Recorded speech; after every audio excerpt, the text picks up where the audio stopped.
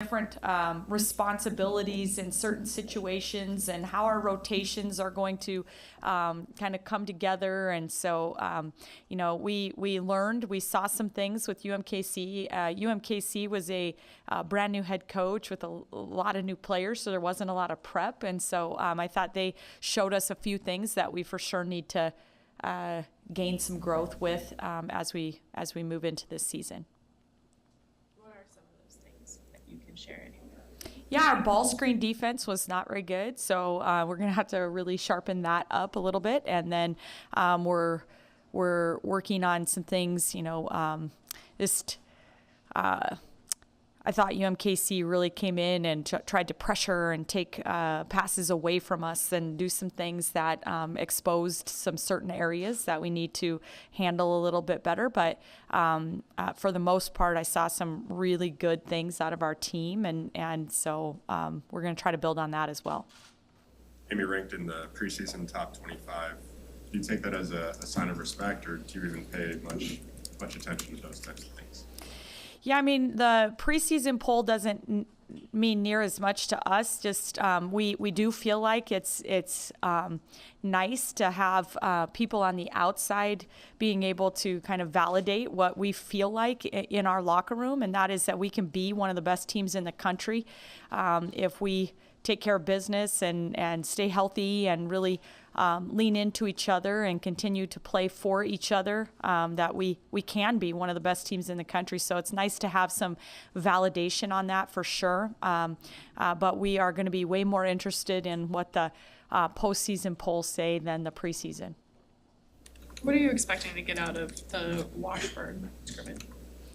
Yeah, I think it'll be a great opportunity for us to just play against, somebody other than ourselves or our male practice players. I think just getting a different look from a team that is well coached and has a system and has a plan, and to have to be able to adjust to that and be ready to learn some things defensively, how to take those things away is a good experience. Getting out in front of your crowd, our kids get so excited to play in front of our home fan base. So sometimes to be able to knock some of the butterflies and jitters out, and just the excitement that comes with that. And, we have some players that are, new to our program. Madi, who's going to be, wearing that Husker uniform in front of fans for the first time. And just, how big of an honor that is for a Nebraska native like that to have Nebraska across her chest. And, Callan Hake, one of our freshmen coming in. But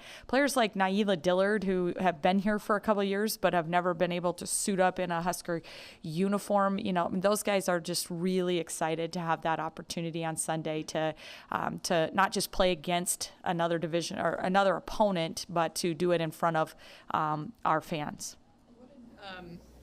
Cook came by the other day. What did that message mean to the team to hear it from Coach like that? Yeah, I mean, I think it means a lot to our team. Needless to say, he had their full and undivided attention. I was just very grateful and thankful to him for taking time in the middle of a Big Ten conference race for him to come over and really speak to our kids. I thought he had an outstanding message for our group, but just, he had their eyes locked, and they were hanging on every word, and all of us were, because why wouldn't you when you have a coach like John Cook to be able to kind of pull from? Kind of going off of that, since you mentioned it, in this state, being so volleyball quote-unquote centric, I guess. Creighton's also in the preseason top 25 in basketball. I guess, how does that resonate with you? That both schools for the first time are in the preseason top 25. Yeah, I mean, I think that it's a pretty sign there's some special things going on in women's sports in this state, and it's just a few really, really good women's volleyball programs within our state borders, and also some really, really good basketball. And Creighton and Nebraska are two of those on the Division I ranks, but you can just go right down the list, and Concordia, and there's just a state full of really, really good women's basketball. And so I think that we feel like it's fun to be a part of, and there's just something very special going on in women's athletics in the state of Nebraska and the upper Midwest right now, and we're glad to be able to share that with Husker Nation. With volleyball numbers from participation in high school trending, it's overtaken basketball. How are you finding that to kind of play out, I guess, when you're recruiting? I mean, do you find yourself having to fight for volleyball players to come play basketball if they're two-sport athletes? This will be the first time that I've had the honor of being able to coach one that is capable of trying to do both at this level. But I think that there's plenty of times, I'm sure, that there are phenomenal athletes that choose the sport of volleyball that we wish, man, we'd sure love to have seen what she could have done in a basketball uniform, and vice versa. I'm quite sure there's the flip way as well. But I think from our standpoint, you can tell with the success that all of our Division I programs within the state are having in both women's basketball and volleyball, that there's enough talented athletes to go around.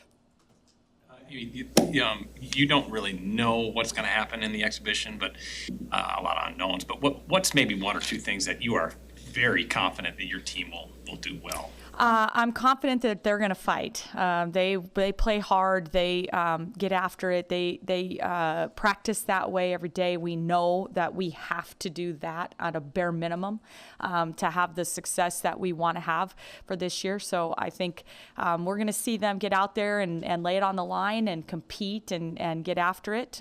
So that's something that I really look forward to. And then I know one thing that, our fans will be able to pretty much guarantee is that will be an opportunity for us to look at a lot of different lineups. So, they're going to be able to see everybody get some opportunities, and we're going to look at a lot of different people to be able to see how our lineups are starting to mesh together. What did you see out of Trinity in the scrimmage? Yeah. And what is your anticipation for her? She was in the starting group there. What's your hope and anticipation for her? Yeah, Trinity was really good. She's been just incredibly solid. Trinity was very efficient. She didn't miss any baskets in that game. She just does what she can do. She's real solid defensively. She talks. She communicates. She does all the little things that somebody that's been in your program for her, going into her fourth season that you would want and expect, even though she hasn't had as many court minutes. She's just a high IQ player that doesn't try to do things that are outside of her capabilities, and just really contributes in a lot of ways that may not show up always in the stat sheet. But I thought in our close scrimmage the other day, Sam, Trinity was real efficient and did exactly what our team needs her to do. Is she part of the five you feel like you're going to put on the floor on Sunday, the starting five? We are still just making that determination right now, and we've been working several different people together kind of in that lineup, and there's nothing that has been solidified or determined for sure. And Trinity's a young lady that's been kind of bouncing around and filling in wherever we might need her position-wise, and she's played this kind of all over the map. So that sometimes kind of lends to what we decide to do with starting lineup based on rotations and things, but that will probably be determined on Saturday. There have been a couple of years where you brought arguably your best player off the bench in a desire to, like, halfway through the first quarter to create energy and points right away. Is that something that you're considering doing with Madi, or Yeah, I mean, Maddie Kroll is a young lady that we're still kind of working into the rotations and seeing how and identifying kind of how she complements with Allison and Jazz Shelley and the other guards on the floor. And I think lineups and matchups and rotations and when we need to have certain players in the game at certain times. But Maddie is somebody that's quickly earning the trust of every one of her teammates and coaches with just the effort that she puts on the floor. And we saw that in our close scrimmage. She was taking charges, getting steals, making things happen for our team. And so we're going to make that determination of where's the best place for us to be able to have her contributing those key minutes and attributes. Need to go back to Trinity, especially with how the last couple of years have went for how nice is it to see her back healthy and full go? Yeah, it's it almost kind of makes me a little teary-eyed and choked up just because of how much she's had to persevere through to get back out there and be contributing, and so I think all of her teammates feel the same way. They just are. It's just a treat for them. So when she is out there on the court and she's they really want to pour into her, but also feed off of the knowledge of everything that she has gone through to be back out there doing what she loves to do with them. And I think it just means a lot. And our whole team has rallied around that. Anything else, Coach Williams? Thanks, guys. Thank you.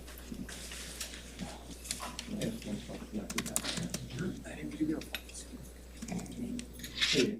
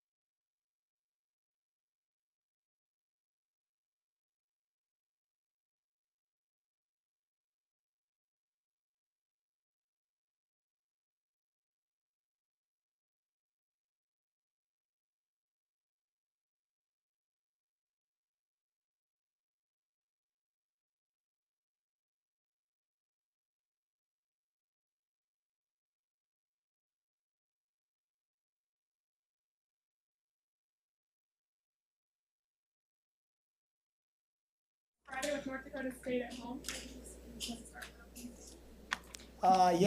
I guess I'd take a moment and thank President Carter and our Chancellor Green and our athletic director Trev Alberts for giving me the opportunity to coach here at Nebraska. So it's great.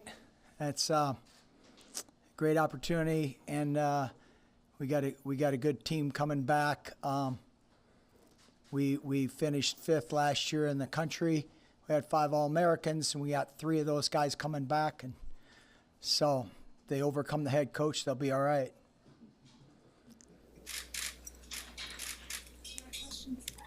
Coach, those numbers you just ran off. Yeah. Do you feel they're undervalued? Like number 5 in the country, sitting here in the middle of Lincoln, Nebraska, 5 All-Americans. It's a heck of a run, Coach.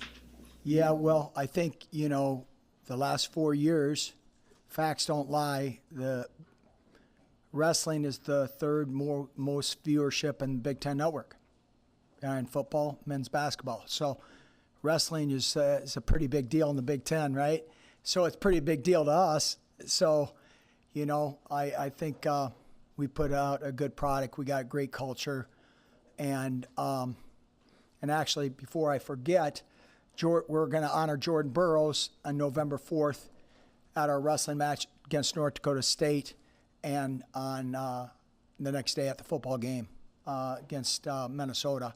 So, Jordan, if you didn't know, the last a month ago in September in Belgrade, Serbia, he won his 7th World Olympic title. So he's 6-time world champ, Olympic champ in 2012, and he's the winningest wrestler of all time in American history. So he's a pretty accomplished guy, and Jordan and his wife Lauren are going to come back for that weekend. We have alumni. We have over 50 alumni coming back for North Dakota State, and so it'll be great. Who have you seen step up in leadership roles? Losing 5 super seniors kind of hurts that. So who have you seen step up? Well, it's interesting, right? Super seniors. Now I got super senior at 25, Liam Cronin, who's a 6th-year guy, wrestled for us 2 years ago, redshirted last year. He was injured early in the year, so we had the opportunity to redshirt him. So a lot of experience there with Liam. Boo Dryden is one, probably 4 guys at 133. Boo Dryden's a 6th-year guy, too. So he's seen it all. Kyle Berwick transferred in from Wisconsin at 133. We have our starter back, Dom Serrano, and Alex Thompson. So we have a lot of competition at 133. We have a young man, Brock Hardy, who's probably no one knows of, but he was one of the top recruits about 4 years ago. Went on his Mormon mission for 2 years, came back during COVID. That was a nothing year. Redshirted last year behind C.J. Redd and a 22-year-old freshman. And he's really good. He's really good. So we have guys like that. I think that a lot of people haven't. Every team might have that same scenario, but I think Brock's a little bit different. But with Ridge Lovett coming back, Peyton Robb coming back, and Mikey Lavarola, those 3 guys, that core of guys are pretty stout. Peyton has 2 years left, Ridge has 2 years left, and Mikey is a senior next year. So at heavyweight, we're going to have Cale Davidson. He's a 6th-year guy, so a lot of experience. And so with that,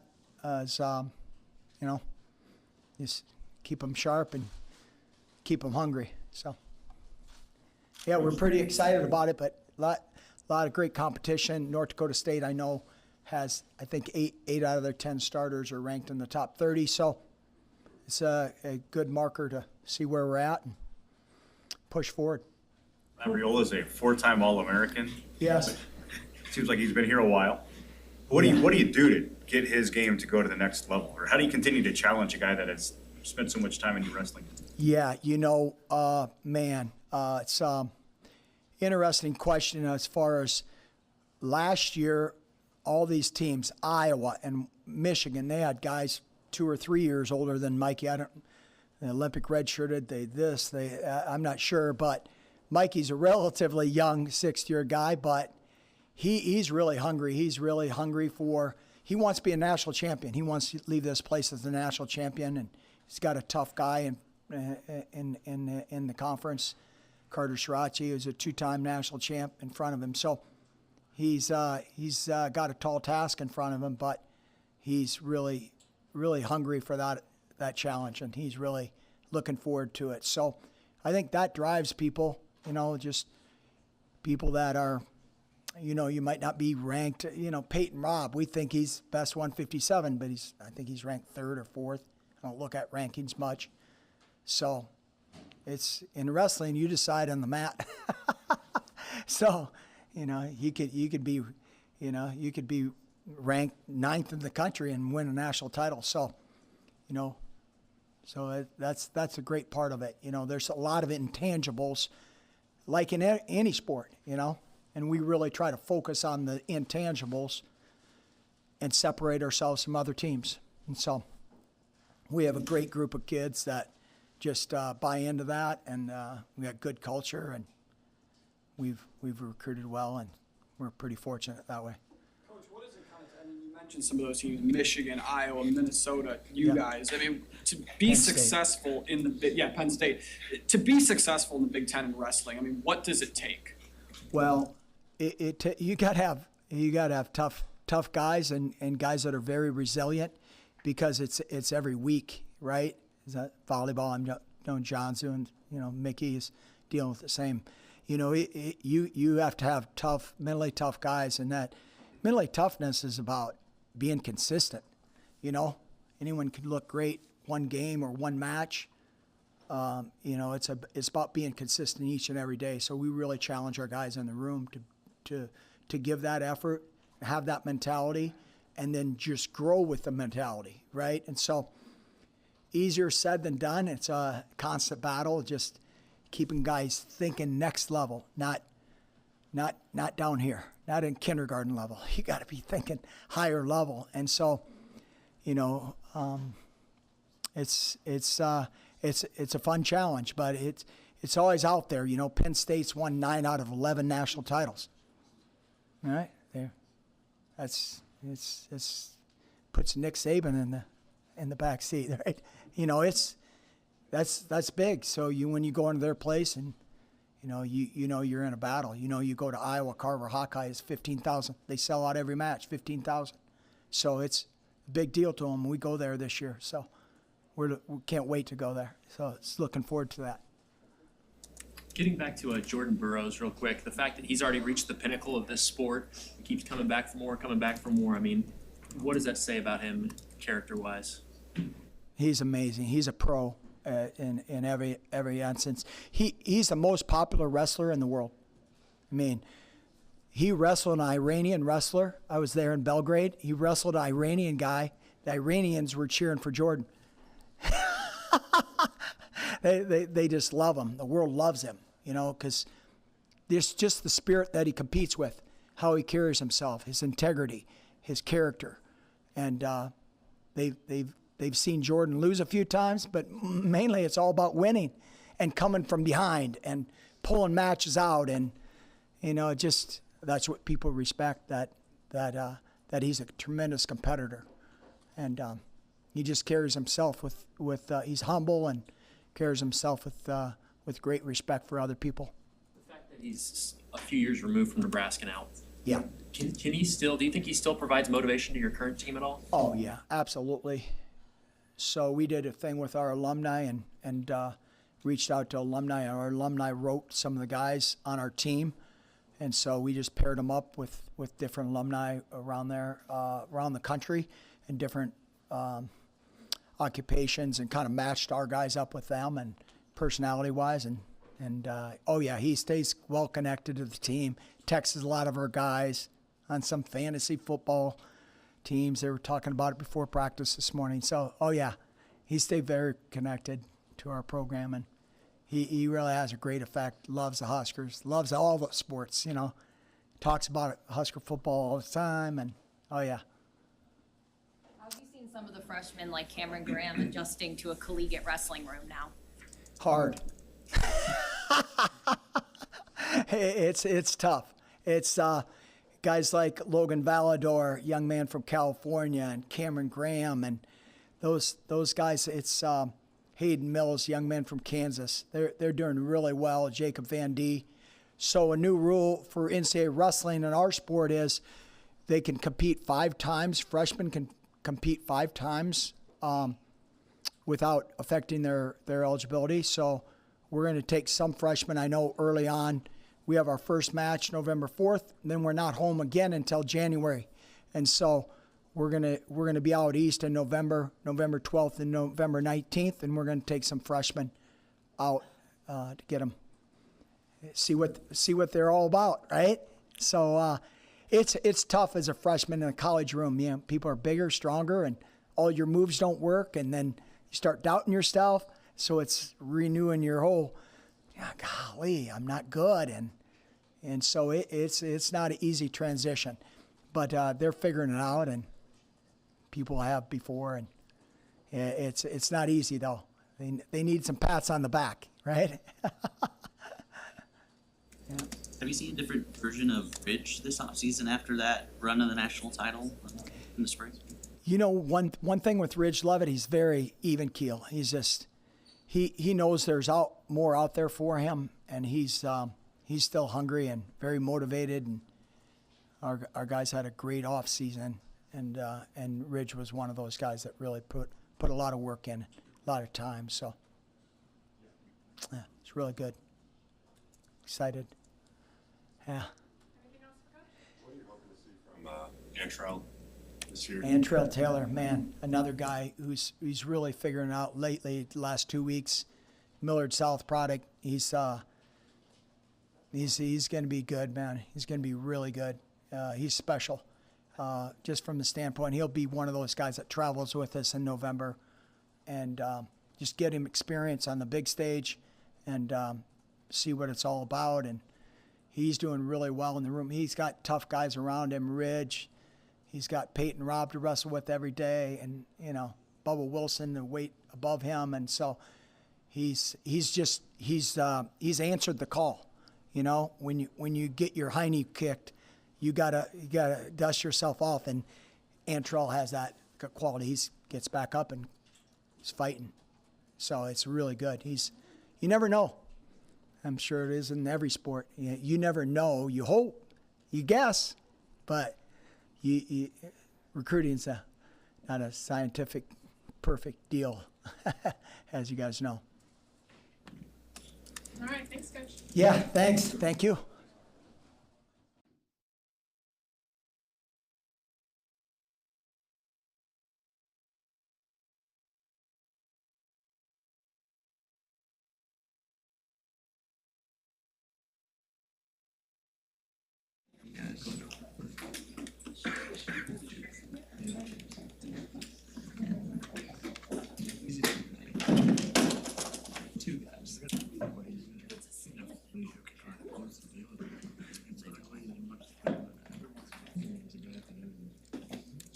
All right, Huskers are at Wisconsin tomorrow and host Maryland on Saturday. Questions for Madi? Wisconsin's coming up. I imagine that you gotta be a little excited about that. What's your attitude going into the match? Yeah, I think our team does a really great job of just taking things one point at a time, one game at a time, and I think for tomorrow's match, we're really excited for the opportunity to go and compete there, and we haven't seen them yet, obviously, in the Big Ten season, so yeah, we're super excited. Do you think or bring up any past matches with them with this current team or not really? For motivation or for... Yeah, I guess motivation might be the only way that it would be helpful to bring up past matches with them, because at this point we can't change anything that's happened in the past. We can only use what we learned and bring that into the future. I think the only thing that also could be useful is just remembering like tendencies or things that they did in past matches and being able to use that in our strategy for this match. What impressed you most about Becca Alec? Just her commitment to being great. Every single day, she's the first person in the gym. She's doing her meditations. She's on her pre-practice exercises. She's just really committed to helping this team be successful and to her own growth and success. And it's really awesome to see in such a young player. And so I'm really impressed with her and how she's done this year so far. You say you're looking at Wisconsin and maybe studying some of the tendencies. They've changed a lot since last year, though. What have you seen out of them in terms of their transformation? They're running a 6-2 now, kind of like you guys. Yeah, it is kind of an interesting thing that they're running 6-2, and so are we, and they hadn't done that for a really long time, and neither have we. I think they have a couple transfers that are interesting, but people that have kind of been from and around the Big Ten, so we've seen those faces before. And we know Devin Robinson on the right side is going to be threatening. They give her the ball a lot, so that'll be something that will challenge us. And I think if we just continue to be really aggressive on our serving and get them off the net and keep them out of system, then we will have a lot easier job defending their offensive players. How do you feel like you stack up against them? I'd like to think pretty good. I'm really excited for the match, and I think all the girls on our team are just excited for the opportunity, and I think we could out-team them, which is cool. Wisconsin and Maryland have the best block in Division I volleyball. How important is it going to be for you guys to, be able to block them and go up against that, but also tool off that ball? Yeah, absolutely. I think in practice, Coach says that if we can play against our boys who are big guys and big blocks, if we can tool them and beat them in blocking, then we can tool anyone in the country. So I think this week we've put a really big emphasis on that, and just these 2 days of practice of being able to tool them and be offensive against those big blocks. And so hopefully that will transfer into our match on Wednesday. You're playing against Wisconsin with no Dana Redkey, no Hildy on the other side of the net, just a bit different look across there. Yeah, I guess it's a little bit different because you think of those players being in college volleyball for so long, and even with us having Lauren and Lexi and those players that played against each other for so many years. But I also think it's kind of cool because the game continues to grow, and there are younger players that are coming up and doing really awesome things, so that's kind of exciting to see.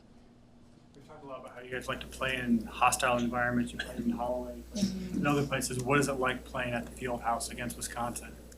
I don't like their gym very much. It's kind of like a dungeon a little bit because the fans sit up, but it's in the dark.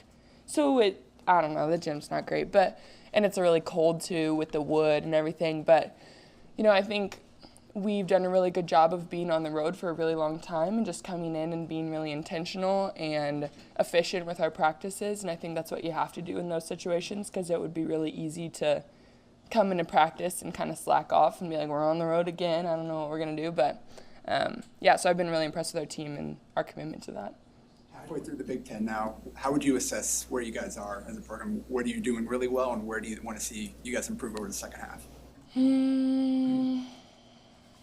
I think what we do really well is when we decide to take over a match, we do. I think in past years, we've kind of struggled in the first set, and then we've even beat teams 2 sets, and then in the third we kind of mess around and we play games close, which I think this team, kind of like I said, we do a really great job of just committing to being in this set and this play and deciding, okay, we're done with this game and we want to be done, and ending the game, which is cool. And I think because we have so many players that can kind of take over a match like that, we have with Whitney and Becca and all of our attackers, it's really cool that we have the capability to do that. And then kind of on the other side of that, I think we just have to continue to just be offensive in transition because our defense is so strong and we can really just suffocate teams with our block and D, but we need to continue to score in transition, and that's what's going to make the difference of winning or losing matches. Hey, Madi, does being number 1 mean anything to you guys? It's cool. One of our goals this year is just to be in the top 4 seed before they do the selections for the NCAA tournament, because last year, being selected 10th, we saw what it was like to be on the road the entire NCAA tournament before the Final Four, which was really challenging for us. And we recognized that so many people were sick, and it was really hard to be on the road that long and competing at that high of a level. So it's important for us to continue to try and stay in the top 4, but yeah, it is what it is. How fun is a match like this? I mean, you'd probably much rather, I'm guessing, would you much rather play a top 5 team on the road than I mean, playing? this is why we play volleyball. These are the matches that, win or lose, this is the reason that we play the sport, to play with each other and to compete at this high of a level and in these close matches with this high of pressure. So, yeah, it's great. Proud of you, Nicklin, to get that career record last weekend, to see her get that milestone. Yeah, it's kind of interesting because, like, stuff like that will happen and we had no idea it was coming. Like, we had no idea she was close, and then it's like, oh yeah, Nicklin beat the record. We're like, oh, cool, all right.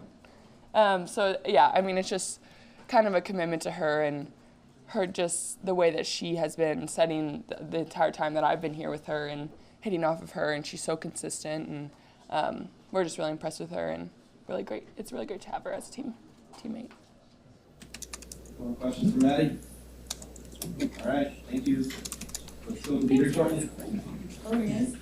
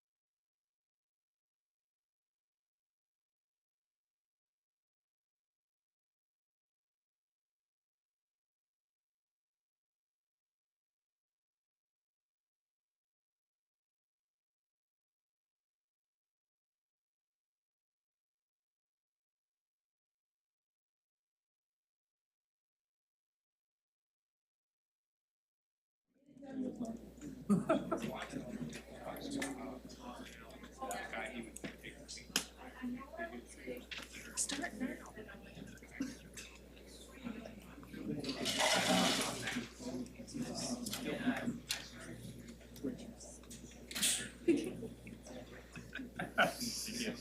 Looks great.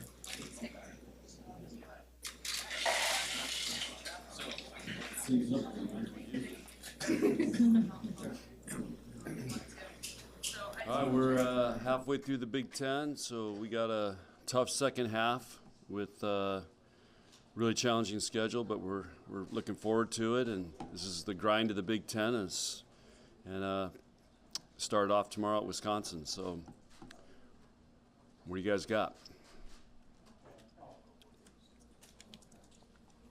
What is it about Wisconsin that's kind of given your teams challenges the last couple of years? Well, they Sidney Hilly and Dana Recke for 5 years we had to deal with, which is tough. But they've got a lot of great players. They've done a really good job. They're always in the hunt. They've won 3 straight Big Ten championships. So right now we have to go on the hunt here. We're not protecting anything. So it's a great challenge for us. And but.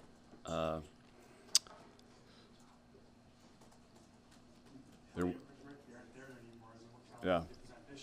Well, they still have Robinson and Schmirk, who was the MVP of the Final Four, and they got one of the best transfers in Franklin from Michigan State. So it's it's a very talented team, and they have great coaching and tough environment. So again, it's a great challenge for us, and this is what you got to do in the Big Ten if you want to be in the hunt for a Big Ten championship. We got to go find a way to win.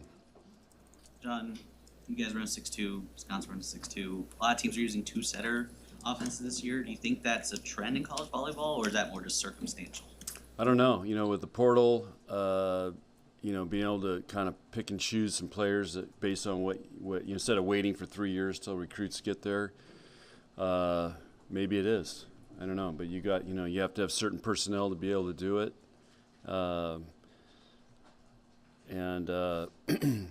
I'd much rather be in a one-setter offense, but this is what is best for us right now. And obviously Wisconsin's thought the same thing. Pittsburgh's doing the same thing. So there's advantages and disadvantages to both. So we'll see what shakes out. Does it make it easier to scout Wisconsin knowing that they run the same offense as you guys? No difference.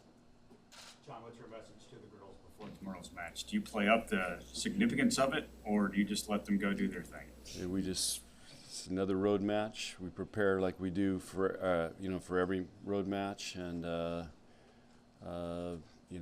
same message: trust your training, play with each other for each other, and again we're not protecting anything, rankings or positions in the Big Ten. No matter what happens Wednesday, we're still in first place in the Big Ten. So there's nothing to protect. We have to go for it. With Wisconsin, does it look like the biggest change is not having Redke, not having Hilly, or not having Barnes? Well, those guys were special players, and and somebody asked me why they were so successful. Well, they beat everybody for 5 years, so. But they're still a great team, and they still got a ton of talent, and completely different system now. So it's every year's a new adventure, and teams change, and we're completely different than we were last year, and so that's what makes sports exciting, and we'll see how this shakes out. On paper, stat-wise, and everything, it should be a great match. John Madi called the field house a dungeon. Well, how would you characterize that facility? Well, I coached there for 7 years. I played hoops in there, coached there, saw a boxing match in there, saw wrestling, saw actually Coach Bennett played a can't remember if it was him or Stu Jackson was a coach. They played a retro basketball game when I was there in there. It was unreal. So it's a great venue, and they've obviously made a lot of upgrades since I was there. There was no air conditioning. We had issues with the humidity in the floor, but it's a fun building to play in. Is it a good home court advantage? I mean, is it a tough place to play? Yeah. Every place in the Big Ten is, tough when they get 7,000 fans. So, but it's fun. Our players thrive on that because we're used to it. How are you keeping the team holding up going on another road trip finishing up at Wisconsin, how did the team hold Yeah, up? that's the art of coaching. You know, how do you push them hard, keep them rested, keep them caught up on everything. Fortunately, we have good students, so I get grade reports about every other day, and they're doing great with that. You know, it's just the balancing act of coaching this time of year. Just no different than football. How do they manage the bye weeks? You know, keep these guys sharp. It's, you know, our challenge right now is we've had 7 out of 9 on the road, but you know we'll have more at home in the second half, which will be nice. I'd much rather be at home in November than on the road a bunch in November. Right in the middle is always a focus for you guys, but is it even more important against Wisconsin to open up the offense? We're always trying to open up the offense, so, but you know, yeah, we're always trying to get better than that. So we tweak it every week. We tweak something. What's holding you back there? Well, our numbers are a lot better than they were last year, so I mean, I'm going to ask Trev for a bonus. Anything else for Coach? John, what's contributed to the 11-match winning streak? And in those 11, there have been 9 that have been in straight sets. Have you identified something that's allowed your team to really take off in terms of the rhythm that you're in right now? I just think we're playing really good defense, and our serve blocking defense has allowed us. You know, when you're doing that, you put pressure on teams, and if we can side out enough while we're putting pressure on them, then that gives us a chance to win those matches 3-0. But our players have done a great job of doing that for the entire match. They've got a great mindset of just a great mindset of playing the next point and trying to play at our level that we know we can play at, and they've done a really, really good job of that. All right, thank you.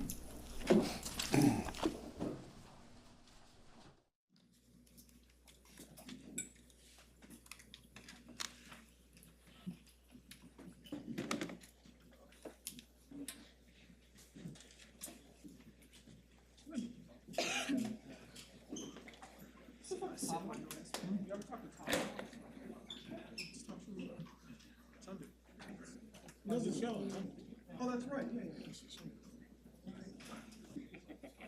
I'm so used to DP and Stevens. Yeah, it took a while to break that.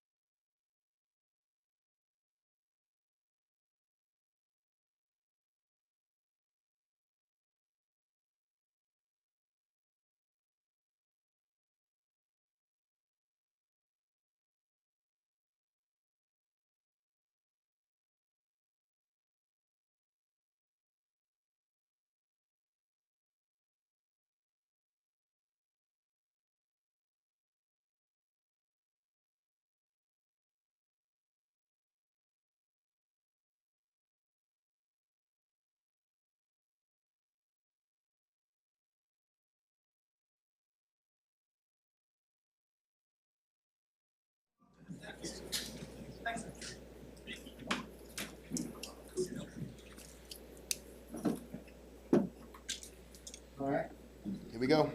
We use this bye week to get a little healthier, clean things up in all areas. It's beneficial to have this week just because that I hope it helps us down the stretch. Because we got 5 games back to back in a tough, physical Big Ten conference. So my thing is talking to the team that we gotta match our opponent physicality. And starting this week with Illinois. Illinois' 17 ranked team is a well-deserved ranking. They have a really physical rushing game with Chase Kid. Chase Brown Kid. He's a really good runner, but they're really good on defense. They top in the country in every category. They have a really good scheme. They're well coached and they stick to their guns. So this week, we're going to need our fans on this one. We're going to need our fans to be loud and help us out a little bit. Questions? Mickey, can you give an update on Nick Henry? Nick's going to be out. Nick's going to be out. Is he out for the year? He's out for the year. What kind of, was it a knee, ankle, leg, or what type of injury? Knee. With injuries, real quick too, will you get Brock Bando back and Kevin Williams' situation? I know it's time. Kevin's rehabbing right now. And so is Bando, but Bando's closer than Kevin. Mickey, the last time you guys had a bye, you were going into the bye off of a blowout loss to Oklahoma, and now you're coming in off 2 good performances and almost winning on the road in the Big Ten. I mean, did it feel different? Did it change how you guys kind of worked during the bye now that you're finding the success? Well, we had to get him healthy. We had to get him some rest. I understand what Casey said in his presser after the game. He needed to rest his body. So what we try to do is be smart with him. During the bye week, and get them out there, but also, take the pads off and take the hitting off them. Okay, I'm done. What makes their pass defense so good? Why are they so? Well, my dad always said men and women lie, numbers don't. So their number proved that they're pretty good. They're top 5 in every category, and it's a really sound defense. They don't do much, but what they do it very well. Very well, they do it good. Because they've got both sacks and they've intercepted, I think, 12 passes, which means they're kind of doing both things. That can sometimes be rare. Is there something that they're doing well to get all the interceptions? Well, like I said, they don't do much. So they go, you got this man and you're going to be over this center and let's play football. And it's simple, but like I said, they do it well and they well coach with their technique. So their technique is really good. After the game that Trey put on film, I mean, how much are you expecting teams to really go out of their way to make sure that doesn't happen? How do you combat that with some extra time to think about it? Well, if you look at it, you had a really good game, but you would think that Illinois they're gonna do what they do, and they play man coverage, and they might try to bracket him, but I'm sure he's gonna get more attention for the game that he had.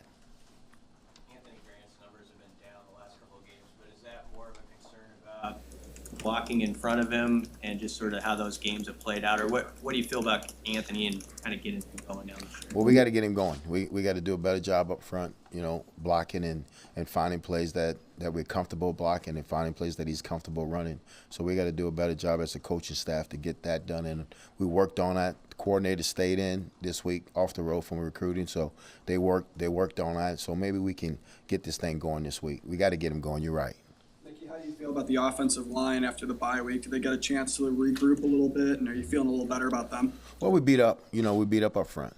We down a couple of starters, but I feel good about them. I feel good about the bye week they had, and I felt good about their practice this morning. So they still giving us really good effort, and they really practicing really hard. Mickey, what's the opportunity with some of your other receiving options to exploit that situation if opponents do start paying extra attention to what Trey does? Well, it's probably a situation what I went through at LSU.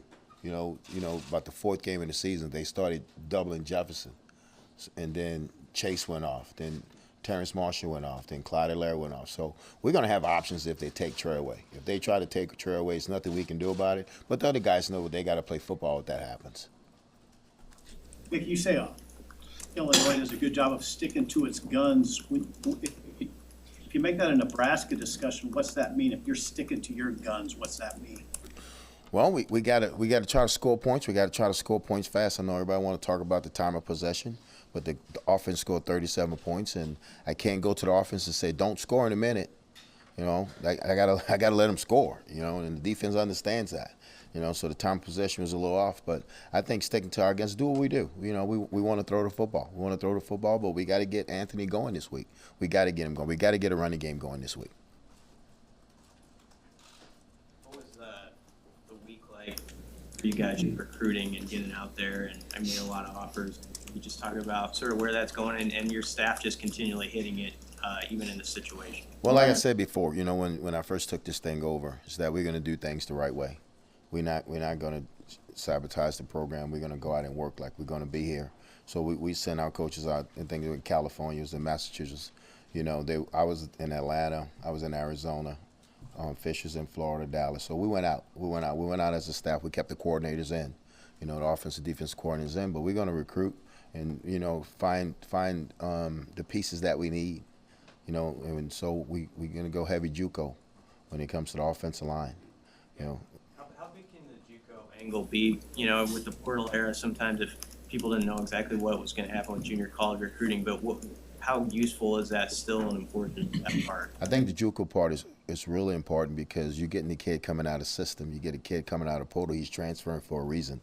JUCO kid, you're recruiting him just like a high school kid. But a portal kid, he's transferring. There's a reason he's transferring. So you got to do more homework on a portal kid than you have to do a JUCO kid. JUCO kid, you can go to the coach and say, hey, you've been having it for 2 years, tell me about it. But when a portal kid, now we got to go all the way back to high school to see what's the problem with this kid, why is he transferring? Did you get a chance to see Vance in Arizona? I did. I had a chance to see Vance and listen to him about his 2 pick 6. So he did a good job. He did a good job Thursday night. I told him he did.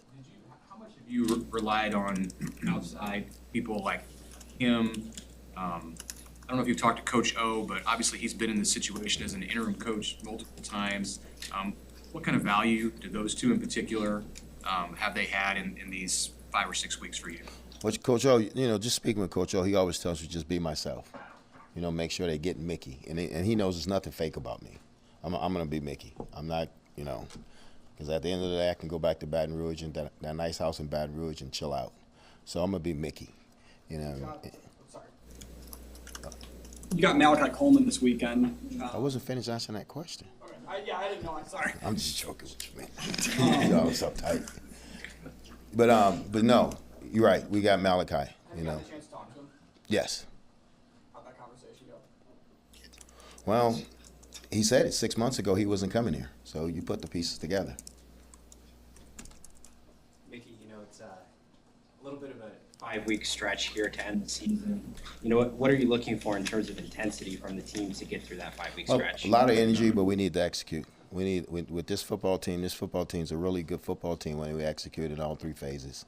So we're preaching to them that we need to execute. We need to execute the game plan. How far away are you in terms of getting to the physicality you are looking for, and has it gotten better as the season? No, it's gotten a lot better. It's gotten a lot better. I mean, I like where they are right now. It's gotten a lot better. How much better does it need to be to elevate for Illinois? Well, I mean, it's got to be up there, you know, because they're a physical football team. So we got to match their physicality. I want to give you a chance to start. You talked to Coach O. Who else? Well, yeah, you know, Ogeron, he was really good. And like you said, be yourself. And then, you know, with Vance gives you, you know, just the plugs of being a head coach because he was head coach in Denver and it didn't go so well for him. So some of the things that he said he should have done that I need to do. But he always says do it your way. He said because then you won't regret anything if you do it your way. Is there something that you can share with us that he shared with you about something you would have done differently that you are doing differently? Well, he shared this, and I'll leave it like this. I'm not going to make the decision if I get the job. I'm not going to make the decision. You know, that's going to be the administration that's going to make the decision if I get the job or not. So I got to just continue to get this team to get better every week and try to win football games. What conversations maybe have you had in the last couple of weeks with Trev, you know, in the bye week or anything like that? Just a normal meeting, normal meeting on Sunday, you know. That's it. Coach, the Illinois coach teams, what comes to mind first? I mean, are there any defining elements that are consistent over time? Yeah, facing him when I was at LSU, he was at Arkansas. He's a very physical team. He wants to run the football, but he's physical across the board, offense and defense. He does a really good job with the defense and offensive line. He always had really good players in the offensive and defensive line, so you can see that now in Illinois that they have really good players on both sides of the ball in the trenches. With the Henrich injury, how valuable is a guy like Chris Galarovich who's been around a while? And just some of those younger guys behind him, how do you feel about that group as a whole? Well, they got to step up. They understand that. You know, they played snaps. You know, after Chris went down, Chris and Vada played a number of snaps. Then Ernest went in. So all three of those guys got to step up. Feeling good about where Reimer's at? I know he was dinged. Yeah, I feel good about Luke. Luke's back. I feel good about Luke. After Anthony Grant, what does that number 2 running back spot look like? I know you've been a little shorthanded there the last few games. Would it be Yanni Ramir? You know, until Gabe gets his, feels better with his turf toe, but it'd be Yanni and Ramir. Chase Brown gets a lot of the attention on their offense, but obviously Tommy DeVito has had a pretty good season. What kind of stood out on film when you watch him play? Well, he's another 6-year senior, 24 years old. I mean, he's going to have a lot of experience. He's going to know where to go with the ball, but he's a general. He controls that offense, and they know how to use him. And he's really good when they're running the football, but he won't make mistakes, and that's what we're going against again. That a guy under the center that's not going to make mistakes. How do you force a guy like that to make mistakes? I guess I'll be able to tell you Saturday night about 6:30. To the question about other receivers having to step up if teams double cover Trey, how do you feel like Marcus and Oliver, Brody, and Alante have been playing in the last 4 weeks? I thought they've been playing pretty well. I thought they've been playing well. I thought they've been open. They've been open on occasions, and I think Oliver, he always comes to the sideline and says, make him open. And when I look at the film on Sunday, he is open. He's a kid that can run with really good receiver skills. And Brody and Marcus, they understand what's going to happen if they double Trey, what they need to do. And Alante also. You've coached a lot of fast receivers. Is Trey's top end speed towards the top of the guys you've coached? He's the fastest. He's faster than all those guys, yeah. Why wasn't it able to click for him at LSU like it is right now at Nebraska? Well, I think because Justin Jefferson, Terrence Marshall, a lot of NFL guys were in that room. And over there you had to wait. You had to wait, and so he was in a loaded room. If you look at it, all those guys are in the league. Racy McMath, Derek Dillon, Stephon Sullivan, all those kids are in the league. So it was clicking there, but you had to really come to practice every single day and get it done. If not, the next guy was going to pass you up. So I think he grew up here. He grew up and he matured here when he got here, and he understand, okay, this is what I need to do to get better. Because remember now, Trey's been the best player on the field from the age of 5 all the way to 17 until he got to college. So it's hard for him to I got to compete every down now. Jamar had to learn that. Terrence had to learn that. Jefferson had to learn. They all had to learn that. And Trey just happened to be in a room with some first rounders. Mickey, has Malcolm Hartzog continued to show you? He's still making plays, and as a true freshman, what kind of attributes does he have that, other than the physical side of it, that have allowed him to get on the field so quickly? Well, he's a strong-minded kid. He's a kid out of Mississippi.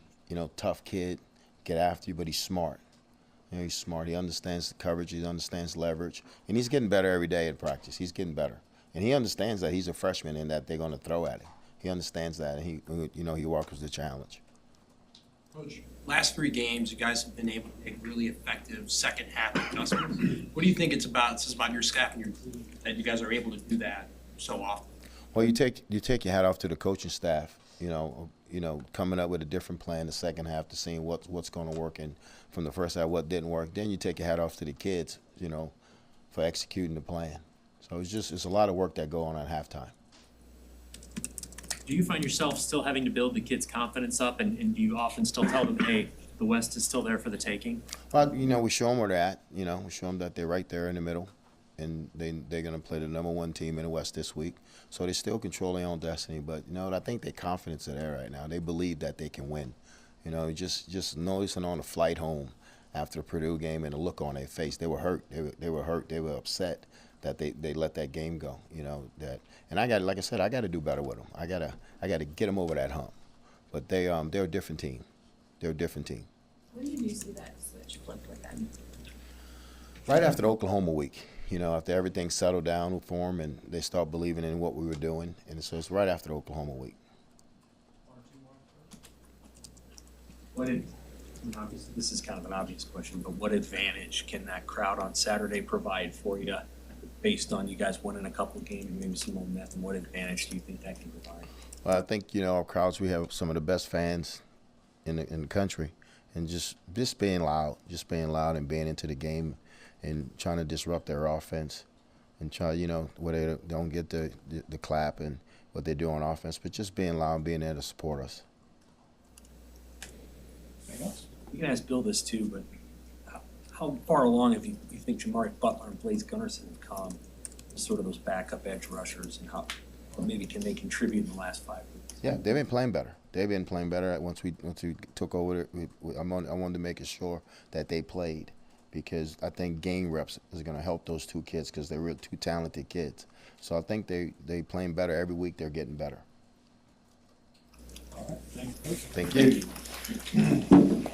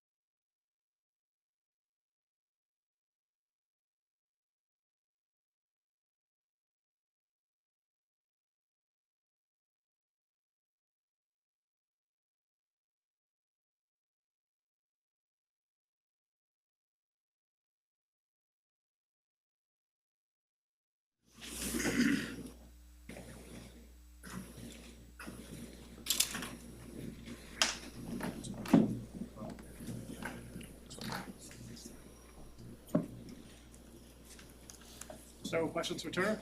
Turner, will this be the best defense you guys have faced thus far this year, and what have you seen from you guys? Yeah, I think so. You know, Illinois, they're a really good defense up front. You know, they mainly run that odd front defense, and you know they've done a really good job this year at stopping the run, especially in the Big Ten West. And you know you got to win games in the Big Ten West if you want to be able to run the ball. So they've done a good job at that, and they've won some games doing it. So. They have 3.5 sacks per game. Mhm. What have you seen in their pass rush that's really good, and what challenges do you guys have ahead? Yeah, so like I said, it's 5 guys up front, so you know they're really just facing their best 5 guys against you know whoever they play's best 5 guys up front. So you know on their edge guys, they're big guys, they're quick guys. On the interior, they're physical. You know they like to do a lot of power moves and stuff like that. So you know we got to be really keened in on our pass technique and run technique all week this week. How do you feel like the pass protection has gone through the first 7 games? Mm-hmm. Yeah, not as good as we want it to be.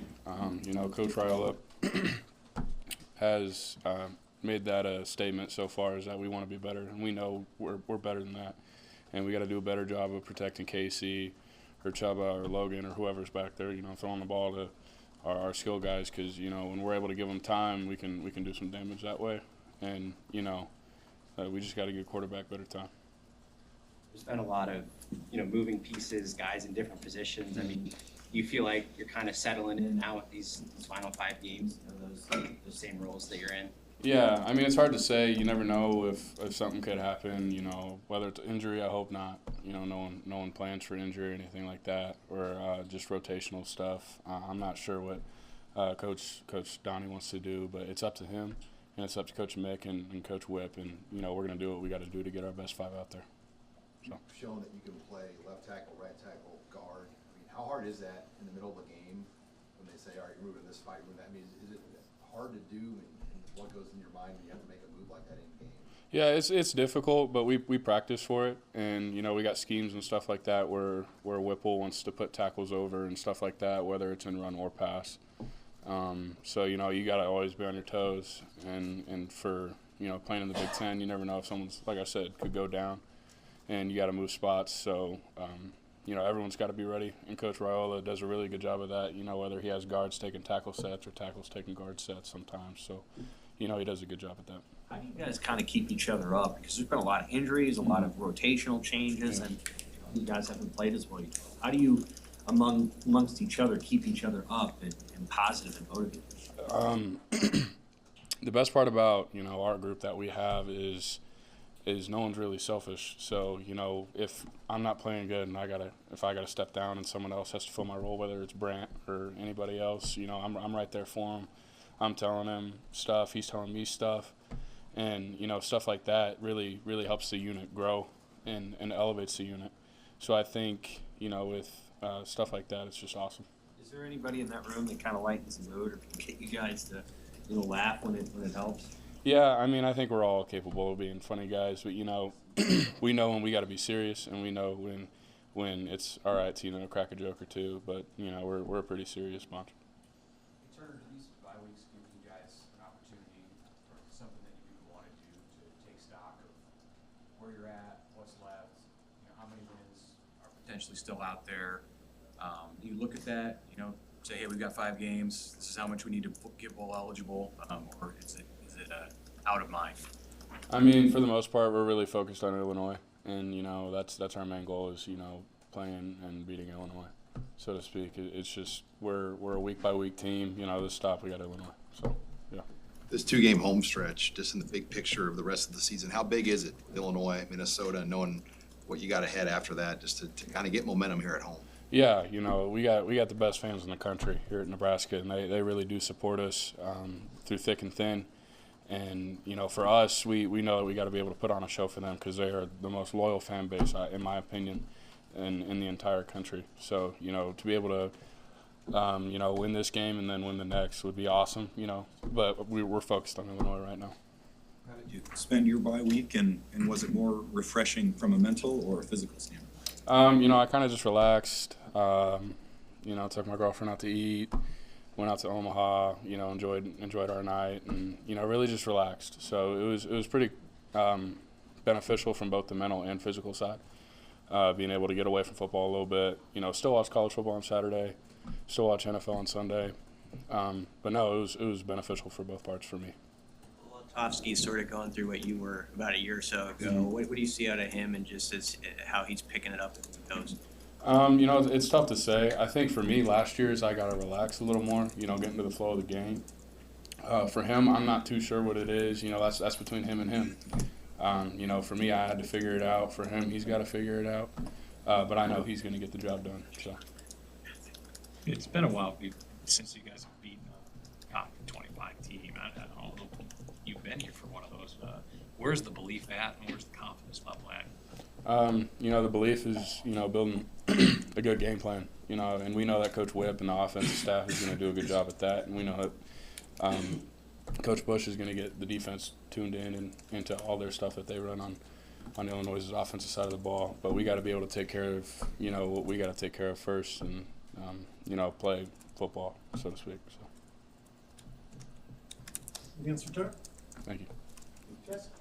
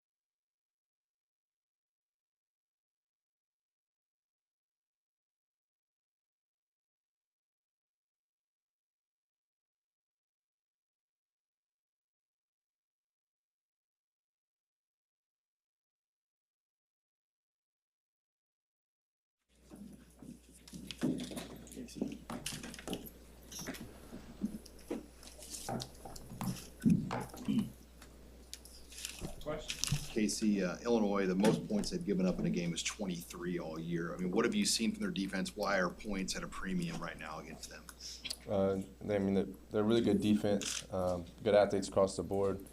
I think they're number one in the Big Ten. They're top in the country. Their stats, they stand out for sure on paper. They have good size and athleticism on their depth chart as well. I think they're averaging like 8 points a game, giving up the defense. They're top. They're really good on third down. They do a good job of creating a lot of pressure and movement up front in the front seven. They do a good job in the back end. I know some of their DBs have recognition, so I would say that they have good size, good speed, good athleticism. So, I'm sure that they're feeling good, but we like what we have as well, and we're excited about the matchup. They have 12. What did you do during the bye week, and how beneficial was it? During the bye week, I watched a lot of film. Got a chance to, get in the training room a lot, work on my body, recover, get some good work out in the practice field. And then they let us go home, I think it was Thursday or so. So I got a chance to work out on Thursday, get a good lift in, go home over the weekend, spend time with my family, watch some college football. And then I came back here, and then we got after it on Sunday. So it was good bye week for us. It was very timely. We all needed it. I needed it for sure. But it was good for me. Definitely just get a lot of treatment, working on some mobility, some flexibility stuff, recovery for sure, just trying to get my body back right. So I feel good coming off the bye week, and we usually play good coming out of a bye week as a team. So I'm very excited, and today's practice was really good, and I felt good out there today. They have 12 interceptions, so they've done a pretty good job of rushing the passer and getting interceptions. Right. What are they doing with their coverages that is obviously giving quarterbacks a hard time? They do a good job of playing man and zone coverage. They disguise a little bit, but most of their interceptions have come from just playing really good man coverage. Their defensive backs have good ball skills. They make plays on the football. They have 12 right now, but watching the film, they probably should have a little bit more. They've dropped a couple of interceptions, and so they definitely could have 15 to 20 for sure. But just watching all the film and stuff, not a lot of teams have had success passing the ball, but I don't really feel like that. I don't feel like they've played we have good receivers and we have explosive players on our offense. So I'm excited about the matchup and the opportunity, and we'll be ready to go. Casey, what do you expect these upcoming opponents to do in pass defense as a reaction to the success that Trey Palmer has had in the last game? And what kind of opportunities does that possibly open up for some other targets of yours? When Trey gets going, obviously it opens up the pass game because he's explosive. He has really good yards after the catch. He's fast.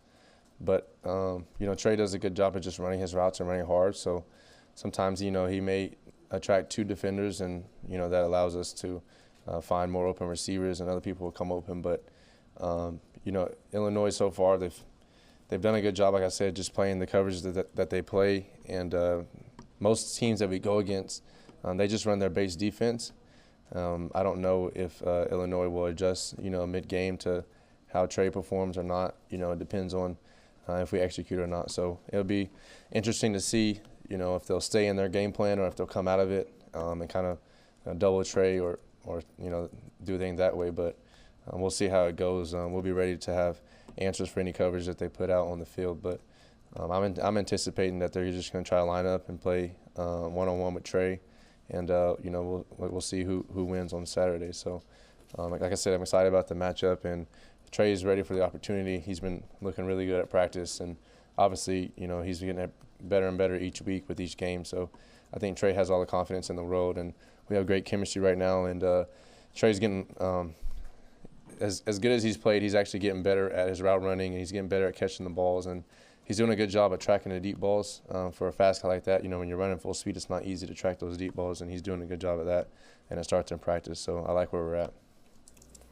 Everybody knows he's fast, but does he surprise people even when they're on the field with him, just how fast he is, Yeah. He still catches people off guard a little? I mean, we all know Trey was fast. I remember when he came here, on paper he had like a 10.2 or 10.300 meter or whatever he was, and then as a senior in high school, and then I saw on paper he ran a 20.19 or something like that in the 200 meter, which is crazy fast. you know, it all sounds good on paper. When you get up close and you really see how fast he is, it's very impressive. So every team that we've played, they've known that he's fast.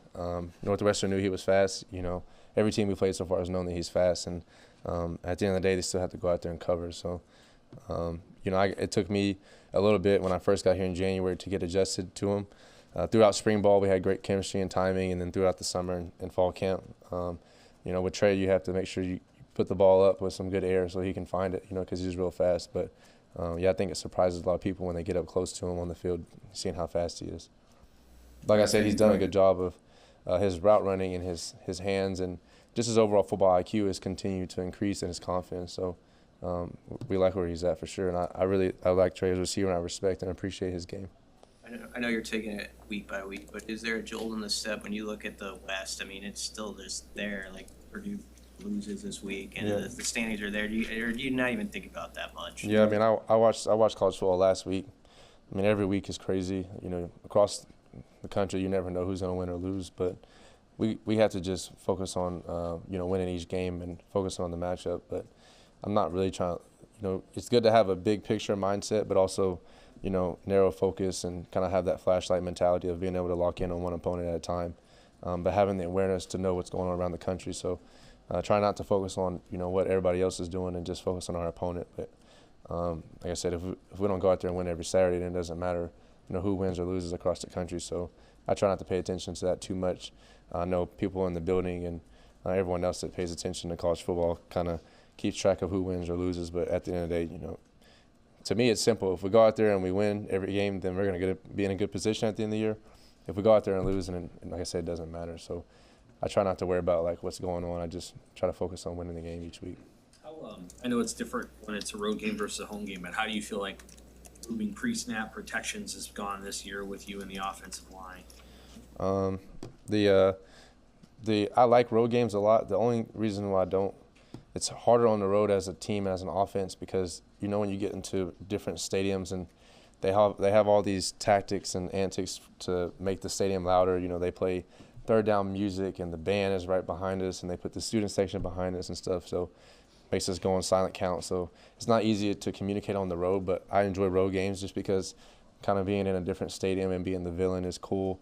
But at home, it's very easy at home because we're able to communicate on the field. We're able to I can hear the offensive line make calls, and we usually have, you know, less pre-snap procedure penalties. So it'll be good to be back at home, and hopefully whenever we're on defense, you know, our crowd would do a good job of being a distracting factor for the other team and being loud on, you know, third down, also on first and second down. So I really like for the Husker Nation to get loud so we can create that effect on other teams, but I think that we'll be fine. And then so far this season, I think that, like I said, other than a couple games on the road, especially at Rutgers, we had a hard time communicating up front, but the rest of the season I felt fine. I really like our leadership by Trent Hickson, our center. He does a really good job at setting protections and also identifying the fronts and the blitzes that are coming. So we'll be fine. Like I said, we'll be ready for whatever. And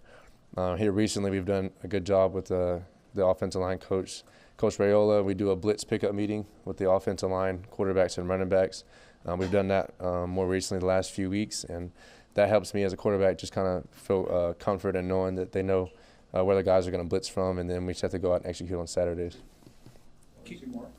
Casey, somebody who's been around 4 head coaches in your career, and, you know, seems to have a good handle on everything that's going on in the sport. What's your perspective, your observations of Coach Joseph these last 6 weeks and just how he's stayed in the moment when obviously been a lot of eyes on him? I like Coach Joseph because he brings good energy. He's very detailed and organized. He's very intense and he's passionate, and he brings the best out of everyone. What I like about him is when you walk in the building, whether you're a player or a coach, everything you do is going to be evaluated. Anybody on staff has to do their job, and he holds everybody accountable, and I really like it. I enjoy it. You know, after a win, he's always, I mean, almost every day we talk and we meet, and he tells me what I need, what he needs from me as a quarterback and as a leader, and I appreciate him because he pushes me. He gets on to me. You know, he probably coaches me. You know, him and Coach Whip, they coach me just as hard as any coach I've ever had. and they get on to me a lot. And I kind of grew up with my dad on me a lot, and my dad, like I said, my dad was with me when I was growing up, so I'm used to it. I'd rather a coach be more demanding and more aggressive and be more vocal about what they need from me instead of being passive. And I mean, at the end of the day, I'm still a college student. You know, I haven't made it to the pros yet. I'm not a coach, so I don't know everything, and I need to have that hard coaching. I think Coach Joseph does a good job with me, holding me accountable, and the rest of the team, and also the coaches as well. So I like him because he brings energy and passion, but I've been most impressed with him because his organization and his discipline. I mean, every week he's holding guys accountable off the field if we have guys that miss things, whether it's meals or workouts, or if they miss class, or if they're not on time to something. Everyone's held accountable every week, and there's punishment and there's consequences for it. So I really like what he's doing, and no matter what happens next year, Mickey Joseph, he'll always have my respect, and I want him to be around for sure. From what you've seen on tape and from what you know about their personnel, what do you think is the number one thing you guys have to execute and the offensive? Well, I mean, a lot of people are talking about how good they are in the back end as a defense because they've had a lot of turnovers and they play good in man coverage. But honestly, they do a good job up front. Their defensive line and their front seven is very good, and they do a good job with the run stopping, and they also do a good job in the pass rush. So we're going to have to execute. We're going to have to be able to run the ball, and we're going to have to be able to protect the quarterback, which is going to be me, obviously. So it starts up front for us, and we're going to have to make plays down the field when we have to make plays. But what stands out is, like, we were watching the third down cut-ups, and I think it was like 12 or 13 plays, watching on the tape, and only like 3 or 4 completions were thrown on them out of like 14 or 15 clips. So they do a good job on third down, like I said, and they do a good job up front. But I think for them, everything starts up front, and then it allows their defensive backs to play good technique in the back end. But I think for sure that their front seven stands out on film. You told us a couple of weeks ago you're like throwing it to Tommy. Did the extra time help him as he's kind of worked into that position a little more? Yeah, I mean, like I said, he's coming along, and Tommy's a good player. He has good speed. He has a natural feel. He has good routes and good hands. The last game at Purdue, using him on special teams a lot. He wasn't able to have a lot of plays on offense, but having this extra time with Tommy and having the bye week really helped. And like I said, I like where we're at with Tommy, and I've had good chemistry and connection with him. He's easy to throw to, and he has pretty good football IQ. But anytime you move from one side of the ball to the other side of the ball in the middle of the season, it's not going to be perfect. So we understand that we're focusing on playing to his strengths and utilizing the best that he can, but also knowing that we have a room full of receivers who are all capable. And like I said, we're confident and we're excited about the opportunity this Saturday to go against Illinois. And all of our receivers can make plays whenever they need to, and we do a good job of knowing their favorite routes and what they're good at. What cuts and things that they like doing and don't like doing. So we try to play to the strengths of all of our guys for sure. All right, thank you guys.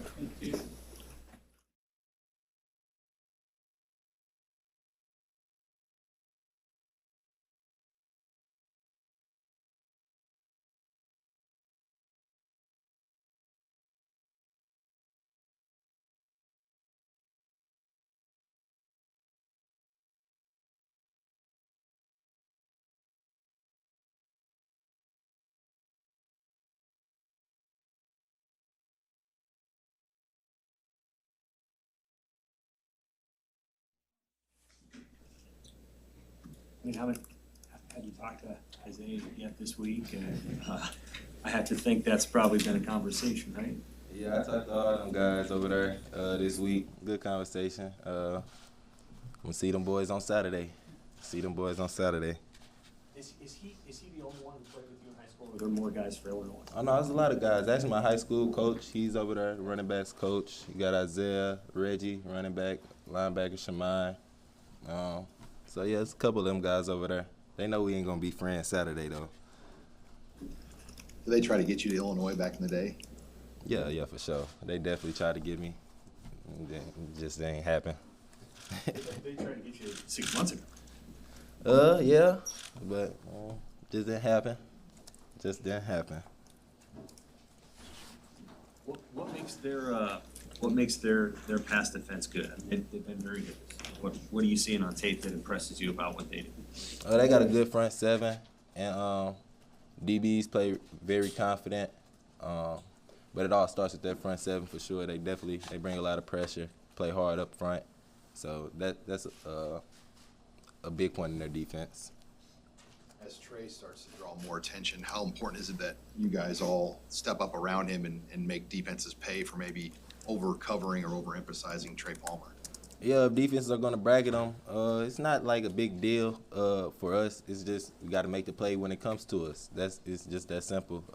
No overthinking it, or we got to be extra prepared this week. All we got to do is go by business, how we've been doing it, and when the play comes, you got to make it. It's up to the defense to decide what they're going to do. They gotta guard us. Marcus, do you look forward to the chance to, play a really good defense, maybe prove what you're capable of with this offense is capable of? Oh yeah, for sure. I mean, everybody wants to play. Well, I guess they best, number one in defense. So everybody looks forward to that opportunity. This is what you want growing up as a kid, to go against the best. So, I'm more than happy to look forward to playing them Saturday. Hey, since Coach Joseph took the interim head coach role, how much has he still been involved with the receivers, and what is that situation? Does he still pop his head into the meetings? Does he still say things to you during a game that's what a receivers coach would have said early in the season? How's that? Yeah, so he's still involved with us. He still coaches us up. He coaches the whole team up. Of course, he's not as hands-on with us as he used to be because his position changed. But yeah, he still definitely works with us, give us tips, and still give us coaching points throughout the game. It's just not as much as it used to be because he has more on his plate now. What'd you do for the bye week, and how beneficial was that for you? I went back home. I got a son. I just went back home, took care of him, spent time with him, watched some college football, and just relaxed, got my mind right for this week. Marcus, it's probably been kind of a whirlwind. You get here in the summer and just everything takes off. How would you evaluate just how it's gone, so far halfway through the season?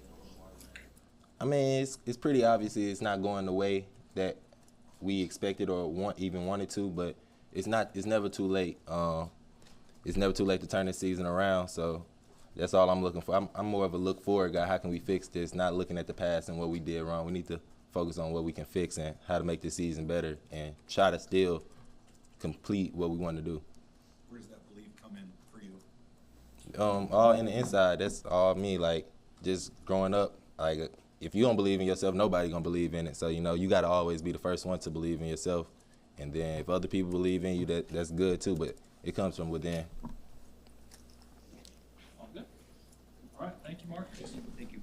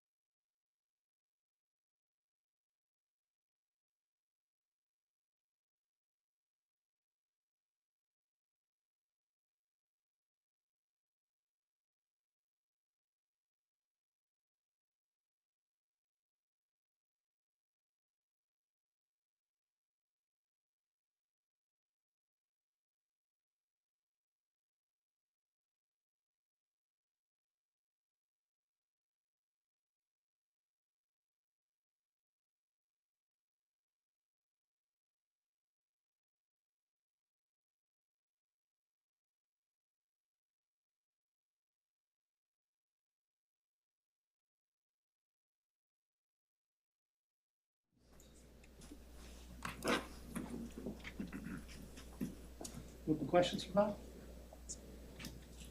There's a lot of people in there. Not used to this? Nah. What have you seen from Illinois' offense and running back?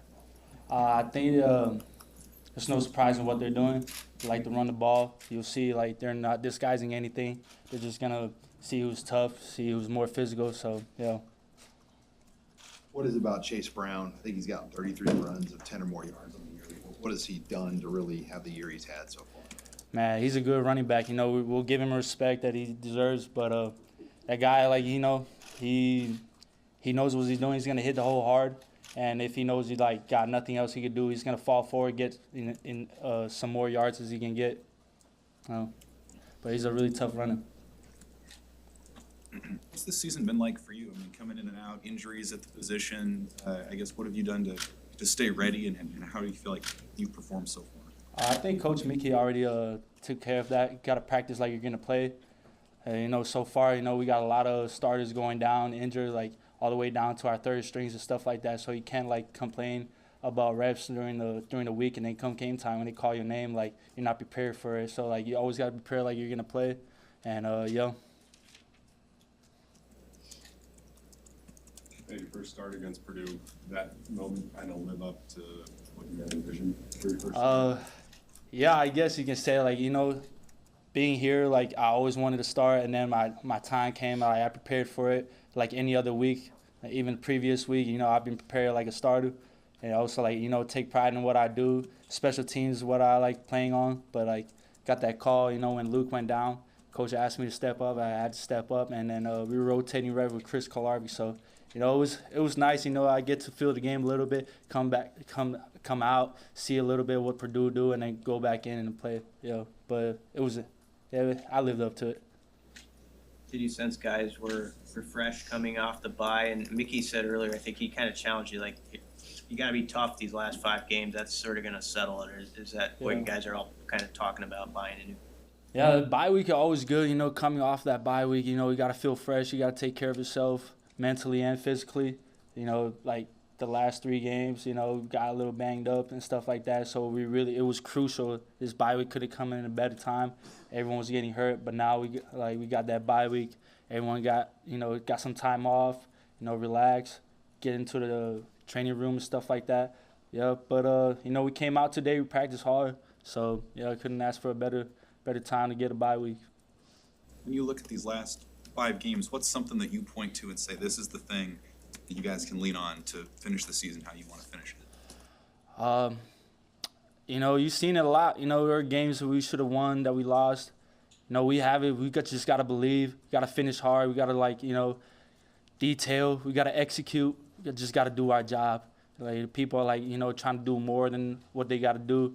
You just got to, like, trust your teammates, do your job, and everything will take care of itself. This team is a pretty good team. Just got to believe it and then just fly right off there. Nick's such a leader on this team. Are other guys trying to step up for him in that role, like even on the field when you're out there? Yeah, Nick going down, man, it was tough. You know, that's my brother right there. But now it's up to us. You know, Reimer is back now. You know, now we got Ernest. He's still young, but man, we trust that guy. He's gonna step up, and everyone, like, you know, everyone knows that, you know, Nick going down, just gotta, like, bring up the energy right there. Luke, he's gonna start back up, so he's gotta, like, take that role into his hand now. Now he's got to command. So I think Nick going down, man, like, you know, force all of us to start talking more, communicate more, like, take command of the defense and stuff like that. So, you know, not a whole lot of change, but the communication went up. So yeah.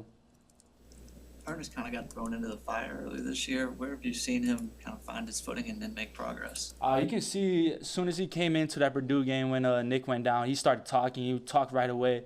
You know, like, you know, I've been throwing in sometimes right in the middle of the game. You know, like, but you get some cold feet. But once you start talking, like, that's where the comfort comes in. That's where it settles. You know, like, everyone got to know what they do. Like, he calms you down talking, and then when the plays happen, like, you right there know what to do. So, yo, I think, you know, I trust Ernest. You know, he's been handling himself. You know, we've been, like, rotating, like, in and out with 1s and 2s. Sometimes we go 1s, and sometimes we go back to 2s. But, you know, we practice how we play. So, hats off to him, like how he handled himself in the game. Anything else for Val? Thank you, guys.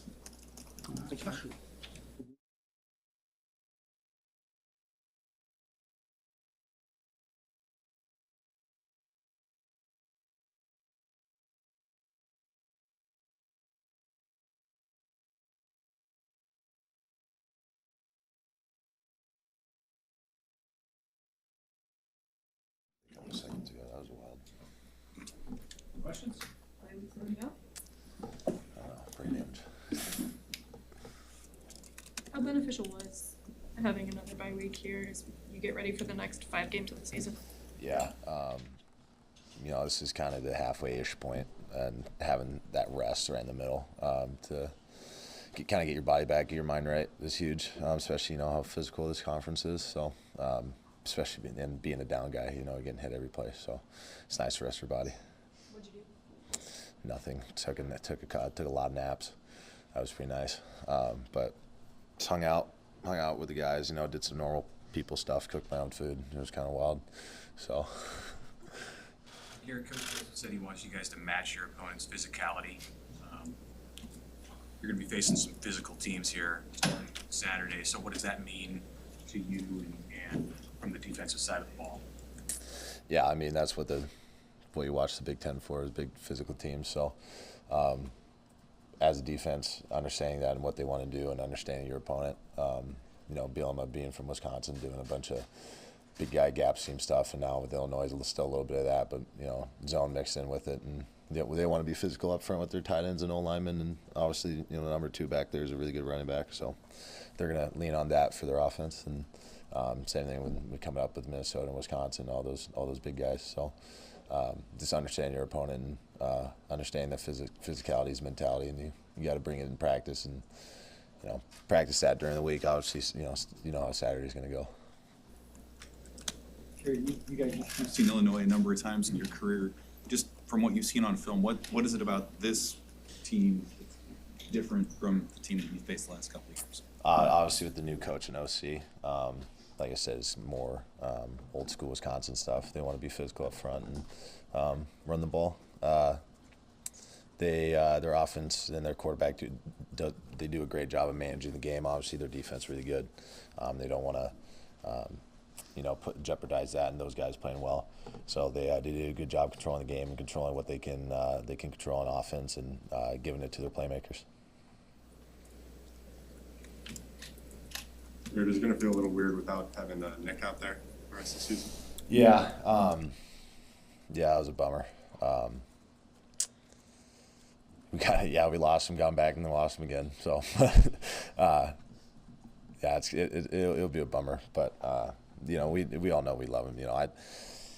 He's my middle linebacker, but first off, he's my best friend. So, I'd rather have him healthy and himself than out there playing and a little banged up and not doing well. So, it'll be Vaughn, Luke, and all those guys will do a really good job back there. How's he handling it? Good. Have those deep roommate talks about what's going on. We do a good job managing each other and just kind of talking it out, and what does this all mean and what is it for, but they'll never take a sense of humor. We always say that. So he's doing well. He's a warrior. He'll be good.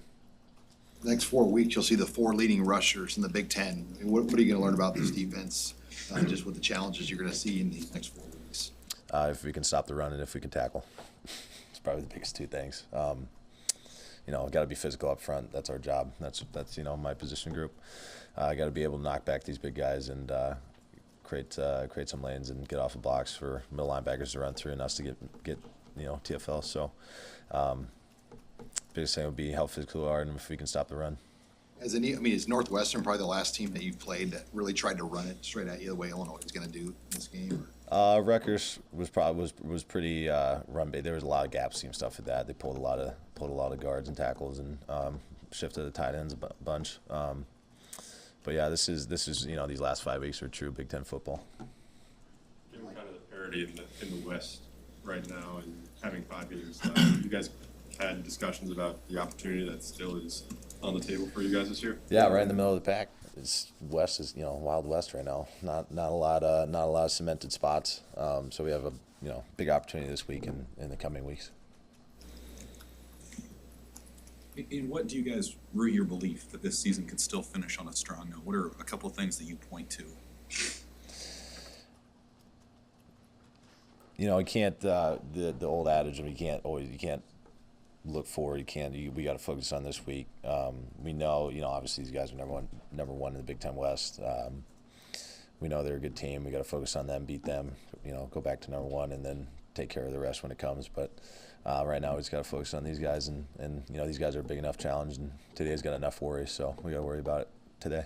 I guess I just mean in terms of what you guys do well as a team, what's particular strength that you guys can focus on in the stretch?